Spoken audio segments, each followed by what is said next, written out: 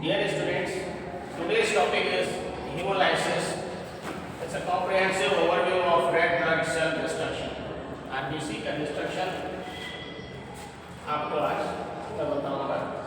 इसके contents क्या क्या है, definition and overview, types of hemolysis, pathophysiology, causes में भी intrinsic factor और causes में extrinsic factors, clinical manifestations क्या होते हैं, डायग्नोस्टिक अप्रोच क्या होगा और लेबोरेटरी फाइंडिंग्स क्या होगी, इन टॉपिक्स पे हम बात करेंगे.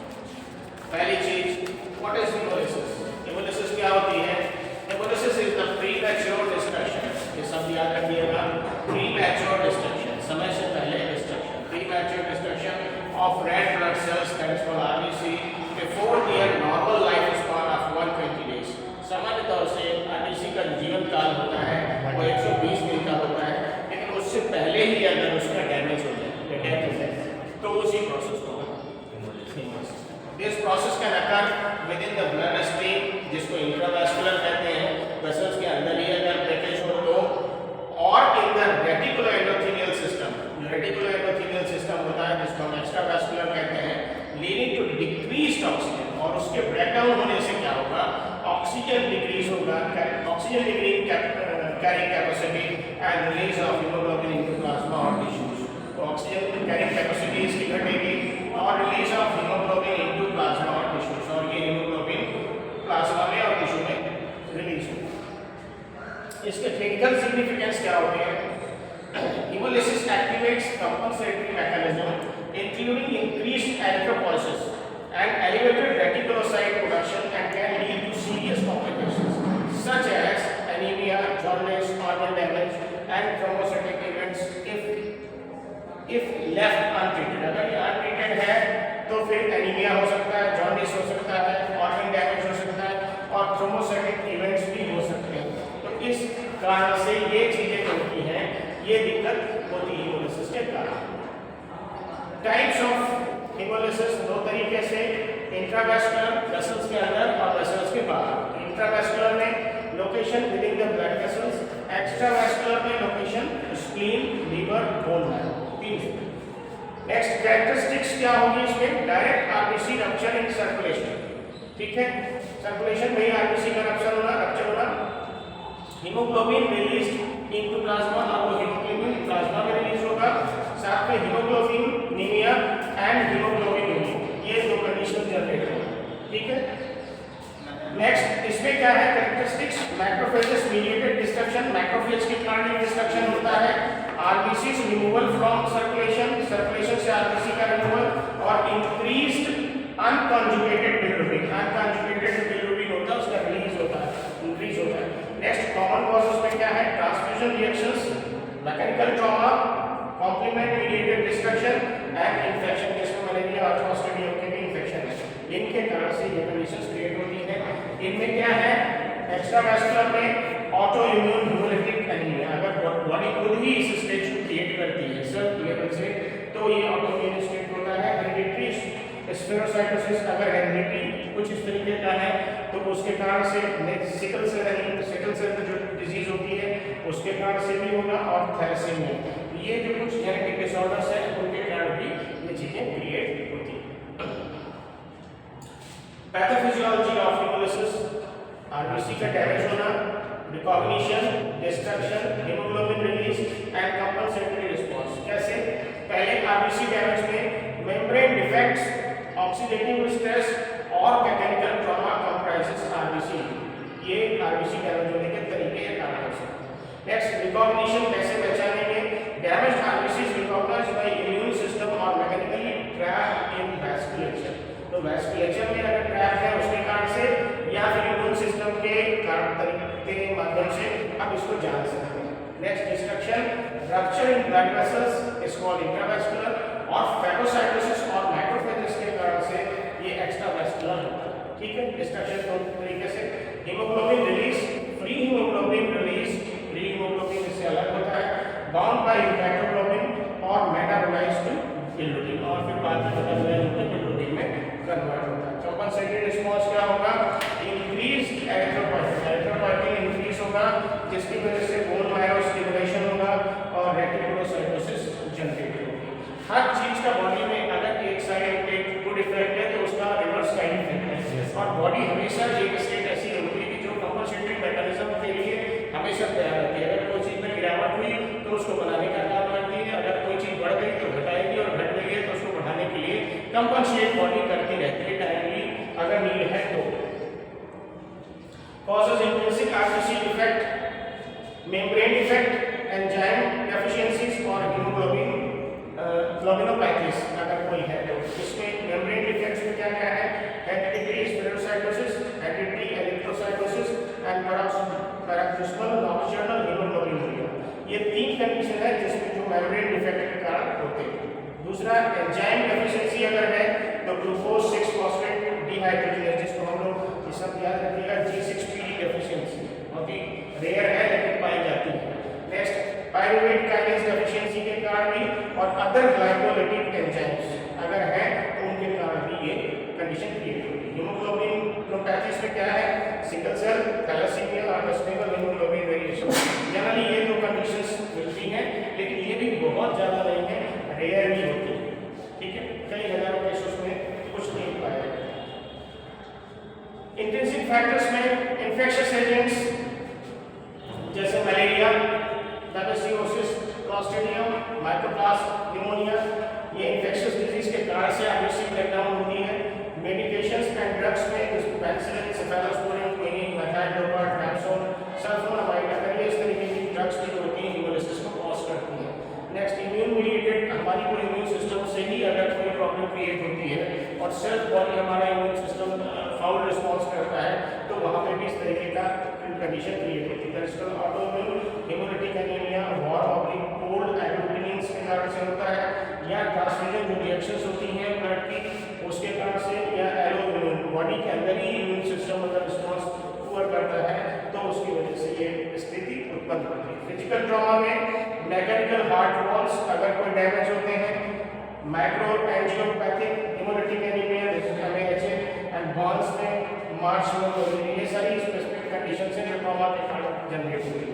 टॉक्सिन्स और केमिकल्स में स्नेक वेनोम अगर सांप काटता है, हैवी मेटल्स की अगर पॉइजनिंग है तो, और ऑक्सीडाइजिंग एजेंट्स या आर्सेनिक पॉइजनिंग है, उन केसेस में भी हेमोलिसिस या आरबीसी का ब्रेकडाउन होता है।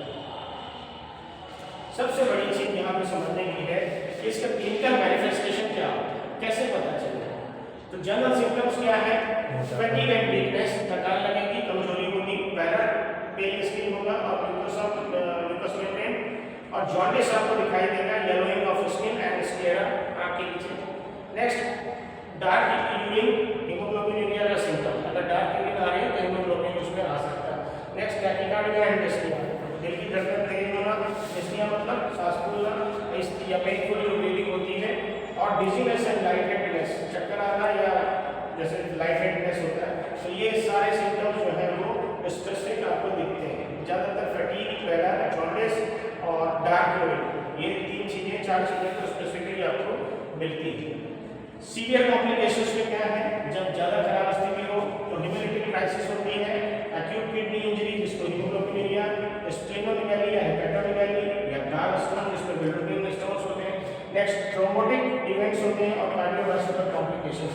ये जितनी स्पेसिफिक जो कंडीशंस मेंशन है इसमें ये क्लिनिकल मैनिफेस्टेशन सीवियर कॉम्प्लिकेशंस के फॉर्म में दिखाई देता है। ये जो स्पेसिफिक जो डिजीज है, कंडीशंस हैं, वो कहीं ना कहीं सीवियरिटी को इंडिकेट करती है कि उस समय स्थिति काफी नाजुक या खराब स्थिति की होती है। डायग्नोस्टिक में क्या है? Clinical history, review medications, infection, family history and recent transfusion, ये असेस करेंगे कि क्यों। तो उसके लिए रिव्यू मेडिकेशंस क्या दवाएं चल रही हैं, इन्फेक्शन पिछला कुछ तो नहीं था, साथ में कोई पुरानी फैमिली हिस्ट्री में कोई इश्यूज तो नहीं थे या किसी तरीके का कोई चेंजेस, रिसेंट ट्रांसफ्यूजन जल्दी में कोई उसको ब्लड ट्रांसफ्यूजन या कोई और ड्रग का ट्रांसफ्यूजन तो नहीं हुआ है।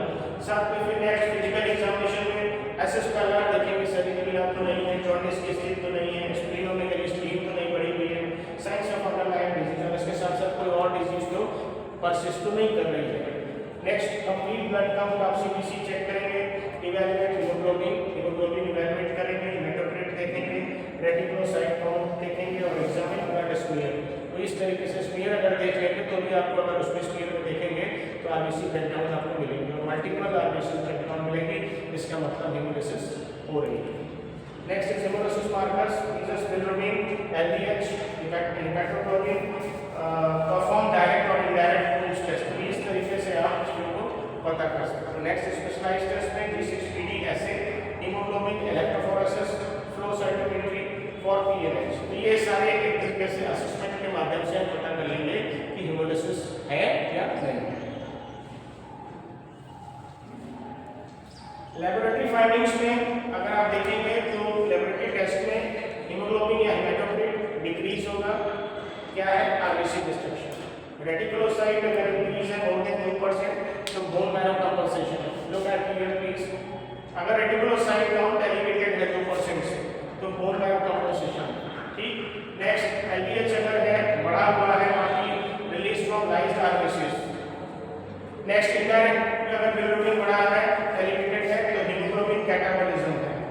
और अगर डायरेक्ट बिलिरुबिन आपका बढ़ा हुआ है नॉर्मल और स्लाइटली इंक्रीज है तो लिवर कॉन्जुगेशन है। नेक्स्ट डायरेक्ट पूल्स टेस्ट आप जब करते हैं पॉजिटिव इम्यून सिस्टम से रिलेटेड इश्यूज हैं तो ये पॉजिटिव मिलेगा और इसमें एंटीबॉडीज और आरबीसी सरफेसेस होती है।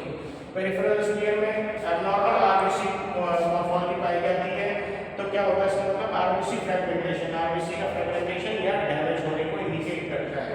नेक्स्ट इज यूरोबिलिनोजन, अगर बढ़ा हुआ है तो बिलिरुबिन मेटाबॉलिज्म अफेक्ट। तो ये इस तरीके से स्पेसिफिकली हम जान लेते हैं कि यहाँ पे किस कारण से कौन सी चीज स्पेसिफिकली हो रही है। ठीक है। Next is peripheral blood smear, RBC morphology और associated conditions.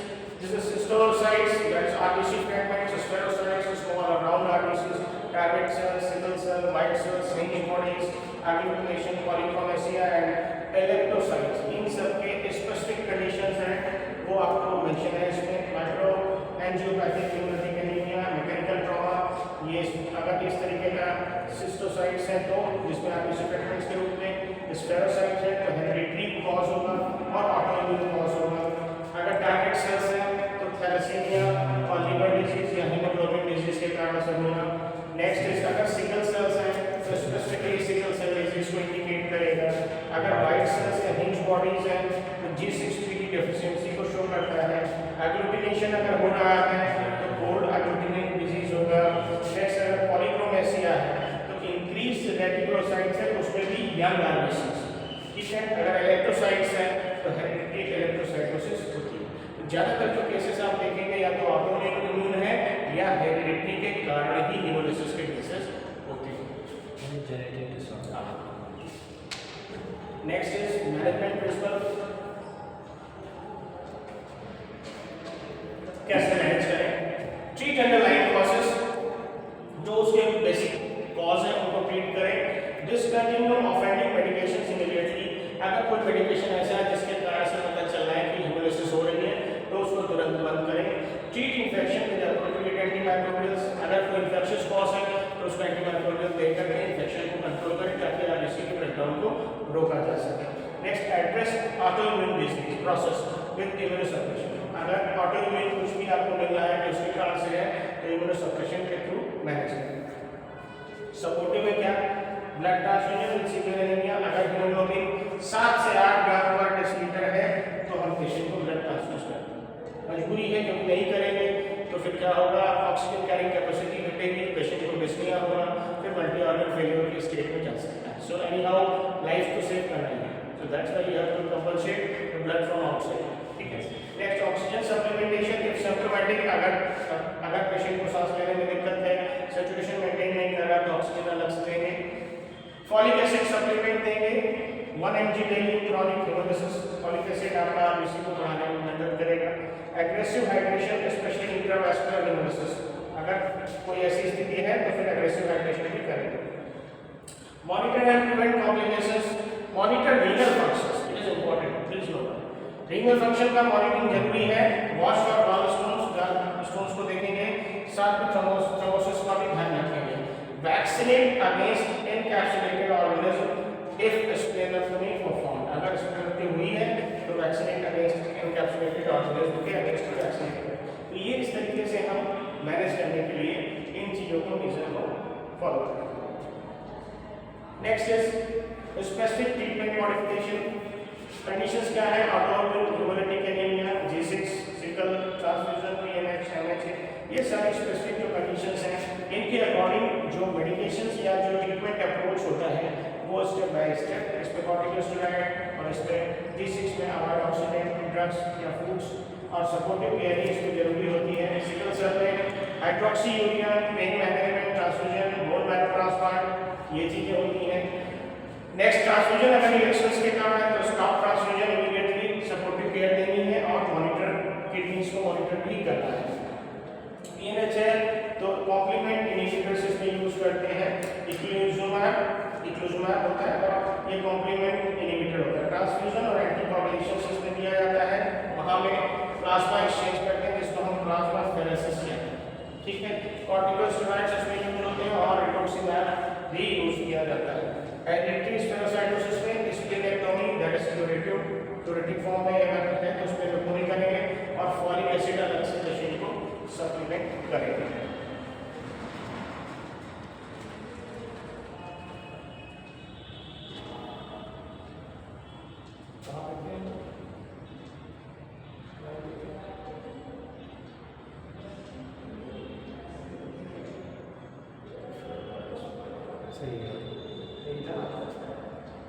Next is prognosis outcome.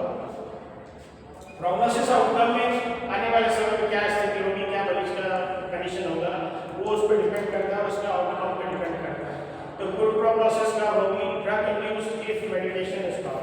क्या है, अगर ड्रग से इंड्यूस्ड है हेमोलिसिस और हमने जो मेडिकेशन चल रहा था जिसके कारण से हेमोलिसिस हो रही थी, अगर उसको बंद कर दिया तो धीरे धीरे कंडीशन बेटर हो जाएगी, इंप्रूव हो जाएगी। अगर वाइल्ड G6PD डेफिशिएंसी है तो भी मैनेज हो जाती है, लेकिन अगर बहुत सीवियर है तो नहीं manage. Next post transfusion reactions, अगर ब्लड ट्रांसफ्यूज किया उसके कारण से रिएक्शन हुई, हेमोलिसिस हुई तो वो चीजें बेहतर हो जाती है फिर से, दैट इज गुड प्रोग्नोसिस, ठीक है। फिर क्रॉनिक मैनेजमेंट में अगर हेरेडिटरी स्पेरोसाइटोसिस है तो फिर उसका उसी हिसाब से मैनेजमेंट, सिकल सेल का या ऑटोइम्यून का, इन सब का क्रॉनिक मैनेजमेंट लंबे समय तक चलता रहता है, मेंटेनेंस करते रहेंगे, पेशेंट चलता रहेगा, कंडीशंस उसी हिसाब से रिवाइव होती रहेगी, ठीक है।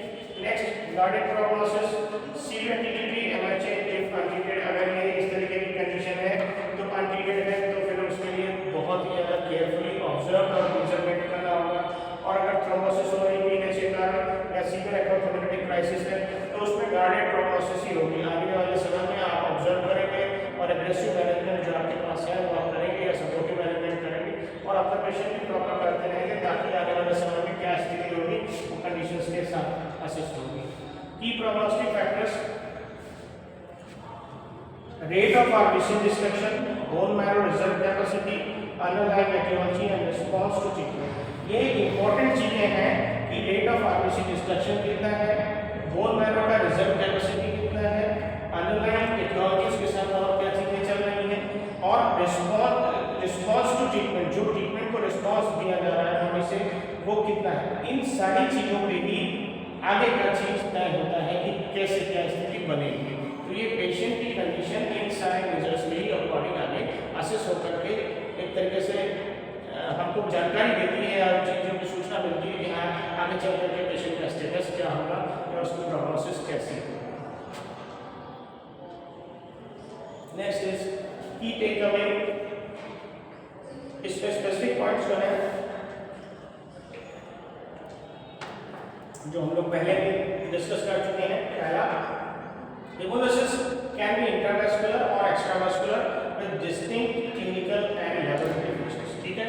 इंट्रा और एक्स्ट्रावेस्कुलर होती है और इंट्रिंसिक अलग अलग तरीके से क्लिनिकल और लैबोरेटरी फीचर्स होते हैं। फिर मल्टीपल एटियोलॉजीज, जिसमें इंट्रिंसिक में membrane enzyme haemoglobin defects and अगर एक्सट्रिंसिक है तो इम्यून और इन्फेक्शियस मैकेनिज्म या मैकेनिकल है। इन दोनों कारण ये चीज याद रखिएगा, इंट्रिंसिक और एक्सट्रिंसिक के कॉजेस भी पता होने चाहिए। फिर डायग्नोसिस रिक्वायर्स कॉम्प्रिहेंसिव वर्कअप, जिसमें CBC, reticulocyte, LDH, haptoglobin, bilirubin, Coombs test, blood smear. आपके मतलब का ये भी आपको ये चीज जानकारी हेमोलिसिस के केसेस में ये होगा। Next, treatment target underlying cost while providing supportive care. तो आप ये चीज भी देखेंगे कि उसका अंडरलाइंग कॉस्ट क्या है, बेसिकली किसके कारण से हो रहा है वो भी देखना है, असेस करना है और उसका मैनेजमेंट भी प्लान करना है, लेकिन सपोर्टिव केयर पूरी उसको जो इमीडिएट चलती रहेगी और उसको असेस करके अगर वो चीज़ अंडरलाइन कॉज मिलता है उसका भी ट्रीटमेंट स्टार्ट करें। Prognosis varies widely based on aetiology, severity and treatment response. और जो प्रोग्नोसिस आने वाला जो समय है, जो उसकी स्थिति है, वो इस बात पर निर्भर करेगी कि उसकी ड्रग की एटियोलॉजी क्या है, सीवियरिटी क्या है और ट्रीटमेंट रिस्पांस क्या है। Next, early recognition and appropriate management are critical to prevent life threatening complications.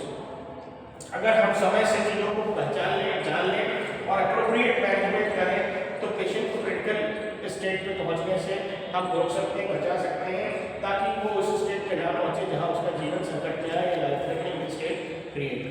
ठीक है।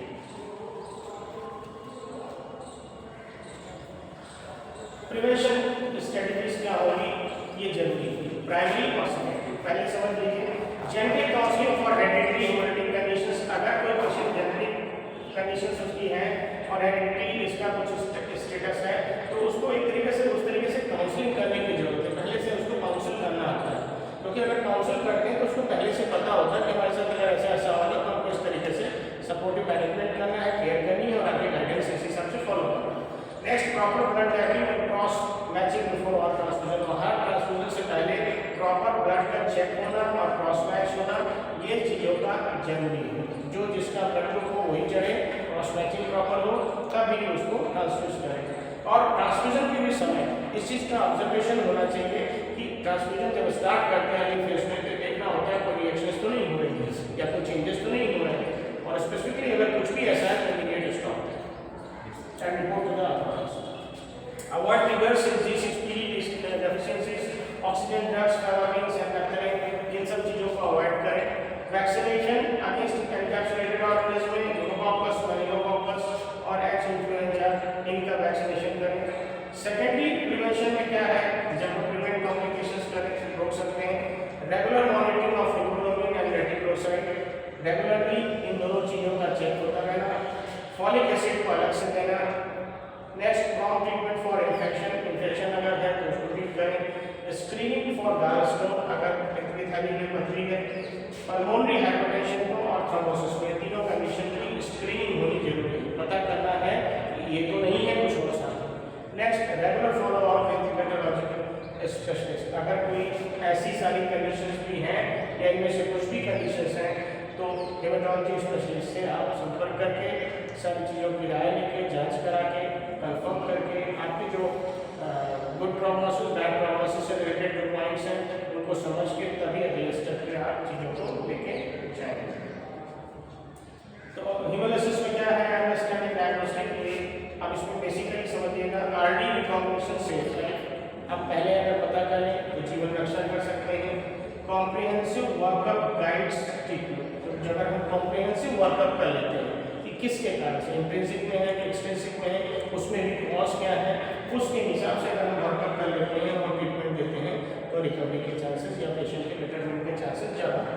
पेशेंट एजुकेशन इंप्रूव्स होगा, तो पेशेंट को भी हम इसके साथ साथ एजुकेट करते हैं, क्योंकि इस पूरे प्रोसेस में पेशेंट का मेंटल स्टेटस, फिजिकल स्टेटस और आपके साथ कोलैबोरेटिव स्टेटस बहुत मायने रखता है। क्योंकि अगर हम पेशेंट के हिसाब से थोड़ा बहुत उसको भी चीज़ समझते हुए और उसको समझाते हुए और उसको एक तरीके से गुडविल में लेते हुए हम काम करेंगे तो हम उस कंडीशन से हर हाल में अपने आप को बेटर कंडीशन में लाएंगे काम करने में भी, और पेशेंट की अच्छी प्रोग्नोसिस को बेटर और कंडीशन में लाने के लिए या जो कॉम्प्लिकेशंस हैं उनको टाइमली सेटल करने के लिए हमारी एफर्ट्स बहुत प्रभावी होंगे।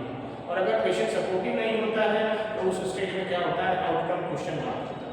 अगर पेशेंट सपोर्टिव है, आपकी बात समझ रहा है और कोऑपरेट कर रहा है आपके साथ, और उसके जो पेरेंट्स हैं, उसके साथ जो गार्जियंस हैं, जो फैमिली मेम्बर्स हैं वो भी सपोर्टिव हैं, तो आपका काम बहुत आसान हो जाता है। ठीक है, तो बेसिकली सारी चीज़ों का एम यही है कि हम पेशेंट को बेस्ट केयर दें। अगर कोई चीज़ मेंशन होती है, निकल के आती है, तो उसको समझा के, एक्सप्लेन करके और फिर उसके हिसाब से आगे का मैनेजमेंट करना है। और ये एक ऐसी स्टेज होती है जहाँ पे ब्लड का लॉस होना बहुत ही सीवियर कंडीशन क्रिएट करता है। जहाँ अगर ये पेशेंट जान जाए कि हमारे साथ ऐसा हो रहा है तो अपना हौसला भी उसका कम होता है, लेकिन उसको एश्योर करना होता है, कॉन्फिडेंस बिल्डअप करना होता है और उसको इन चीज़ों के लिए प्रिपेयर करना होता है कि we will do something good for you, you just calm and you will start the things gradually and you will watch the difference for. ठीक है, अगर अच्छा कोशिश करेंगे तो जरूर सफल